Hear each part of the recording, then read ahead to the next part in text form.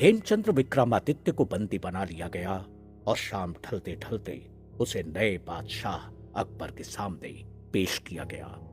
अकबर ने देखा हेमू के हाथ पीछे की ओर बंधे हैं, उसकी एक आंख भी फूटी हुई है और उससे खून रिस रहा है।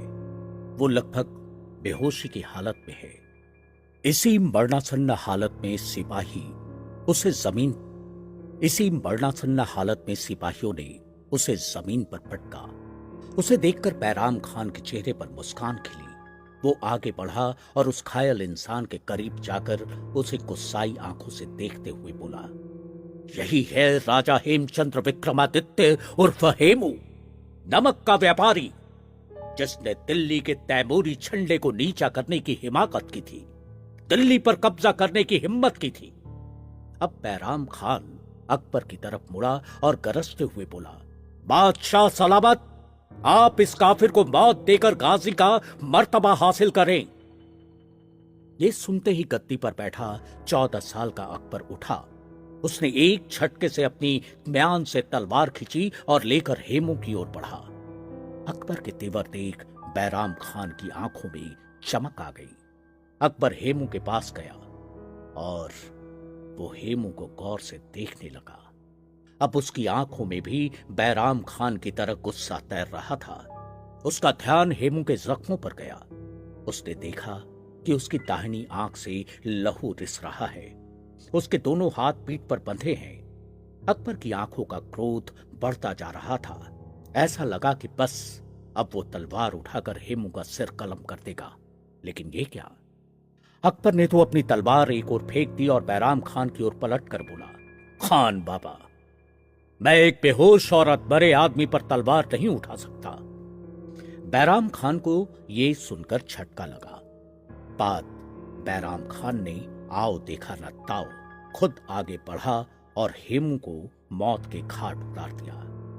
अकबर द्वारा अधमरे हेमू को मारने से इनकार करने का जिक्र आईने अकबरी के लेखक अबुल फजल ने किया है। उसका कहना है कि बादशाह अकबर ने अपनी नेक दिली के चलते घायल और अधमरे हेमू को मारने से इनकार कर दिया, जबकि कई इतिहासकारों का मानना है कि अकबर को बड़े दिल का दिखाने के लिए अबुल फजल ने ये बातें गढ़ी और उनकी राय ये है कि अकबर ने ही हेमू की गर्दन पर पहला वार किया था। बाद में बैराम खान की तलवार के ताकतवर वार से हेमू का सिर धड़ से अलग हो गया। यह भी कहा जाता है कि पानीपत में मरे हेमू के सिर को काबुल भेजा गया और धड़ को दिल्ली। इतिहास के पन्नों में दफन इस घटना पर जाने माने इतिहासकार और अलीगढ़ मुस्लिम विश्वविद्यालय के प्रोफेसर एमेरिटस इरफान हबीब कहते हैं कि अबुल फजल ने जिस तरह अकबर को फरिश्ता बताते हुए हेमू को कत्ल करने से इनकार करने की बात कही है, वो पूरी तरह सही नहीं है। सच शायद यही है कि अकबर ने हेमू पर वार तो किया, लेकिन उसके वार से हेमू का कुछ हुआ नहीं, क्योंकि एक बच्चे के लिए किसी की गर्दन काटना आसान काम नहीं था। इसीलिए बाद में बैराम खान ने बहुत जोर से वार किया और उसकी गर्दन काट दी। हेमू के कत्ल के इस किस्से की एक और कहानी बताते हुए जाने माने इतिहासकार हरबंस मुखिया कहते हैं कि जब पानीपत की दूसरी लड़ाई में हेमू बैराम खान से हार गया तो अकबर ने उससे कहा कि तुम मुसलमान हो जाओ तो मैं तुम्हें माफ कर दूंगा। ये सुनकर हेमू ने कहा कि अगर मैं जीत जाता तो शायद मैं मुसलमान होने की सोच भी सकता था, क्योंकि तब मैं उसे अल्लाह का शुक्रिया अदा करने का तरीका मानता। लेकिन अब मैं हार गया हूं, तो अब मैं किसी कीमत पर मुसलमान नहीं हो सकता।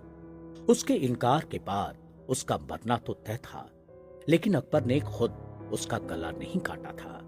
बैराम खान ने उसका सिर कलम कर दिया। वैसे हेमू के अंत को भारतीय इतिहास का टर्निंग पॉइंट यानी सबसे अहम मोड़ भी कहा जाता है।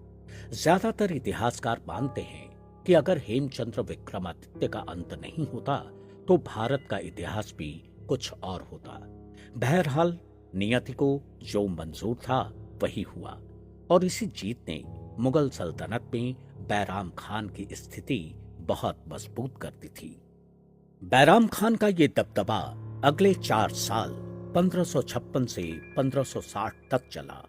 इस बीच बैराम खान ने मुगल सल्तनत को अफगानिस्तान के काबुल से लेकर उत्तर प्रदेश के जौनपुर तक फैलाया।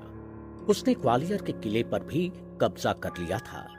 ज्यादातर वही बड़े फैसले ले रहा था। शायद उसे इस बात का इल्म भी नहीं रहा कि असल बादशाह अकबर अब 13 साल का बच्चा नहीं रहा था, वो भी अब बड़ा हो रहा था। मुगल सल्तनत में बैराम खान के दबदबे और उसके सब पर नियंत्रण रखने वाले रवैये की एक मिसाल इतिहासकार सतीश चंद्र अपनी किताब में देते हैं। वो कहते हैं, जब एक बार अकबर ने उससे 17 रुपए मांगे तो उसे मना कर दिया गया।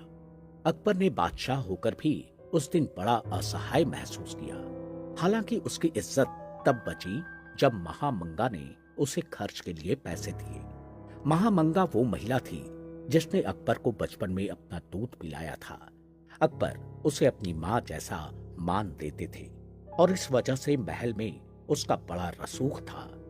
महल के भीतर चल रहे सत्ता संघर्ष में महामंगा एक तरह से बैराम खान के विरोधी खेमे का नेतृत्व कर रही थी। कहा जाता है कि अब तक अकबर भी सचमुच का बादशाह बनने का फैसला कर चुका था। इतिहासकार हरबंस मुखिया अकबर की इस ख्वाहिश के पीछे उसके प्रति बैराम खान के व्यवहार को बड़ी वजह मानते हैं। वो कहते हैं कि अकबर के किशोरावस्था से जवानी की दहलीज पर कदम रखने यानी 17-18 साल के हो जाने के बावजूद बैराम खान उसके साथ एक बच्चे जैसा व्यवहार रखता था। हालांकि वो बादशाह की गद्दी को पूरा सम्मान देता था, लेकिन फिर भी अकबर को बच्चा ही माने रखने की भूल उससे हो जाती थी। बैराम खान के व्यवहार तथा बैराम खान और महामंगा के गुटों के बीच सत्ता की इस खींचतान से अकबर परेशान रहता था और वो इनसे बचने के लिए शिकार खेलने के बहाने बाहर निकल जाता था।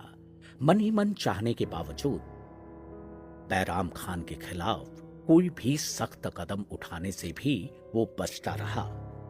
कहा जाता है कि एक दिन महामंगा अपने बेटे अदहम खान के साथ अकबर से मिलने उसके महल में आई। महामंगा के बेटे ने अकबर के सामने बैराम खान को कत्ल करवा देने का प्रस्ताव रखा, लेकिन अकबर ने इस प्रस्ताव को ठुकराते हुए उसे कहा, अधम मेरे भाई, तुम्हारे दिल की बात मैं समझता हूं। तुम बहुत बहादुर हो, लेकिन मैं बैराम खान का कत्ल करने का हुक्म नहीं दे सकता। जिस आदमी ने मेरे वालिद और मेरी हिफाजत की है, अगर मैं उसका कत्ल करवाता हूं तो वो भरोसे का कत्ल होगा। मैं फिर किसी के भरोसे के लायक नहीं रह जाऊंगा। मैं फिर किसी के भरोसे के लायक नहीं रह जाऊंगा। ये कहकर अकबर ने दोनों को वहां से जाने का आदेश दे दिया। मां बेटा अकबर के महल से मन महसूस कर लौट गए। इतिहासकार कहते हैं कि अकबर बैराम खान को अपनी सल्तनत के वकील या प्रधानमंत्री के पद से हटाना तो चाहता था, लेकिन बैराम खान की शख्सियत और एहसान उसे रोक रहे थे। हालांकि ऐसा बहुत दिन तक नहीं चला। एक बार शिकार के बहाने अकबर आगरा से रवाना हुआ, सिकंदरा नाम की जगह पर रुका और फिर दिल्ली पहुंच गया। दिल्ली पहुंचकर बैराम खान को हटाने का फरमान जारी कर दिया। बैराम खान ने मुलाकात की इजाजत मांगी, लेकिन अकबर नहीं माना और उसकी इजाजत मांगने वाली चिट्ठी के बदले उसके पास एक चिट्ठी खुद लिखकर भेजी।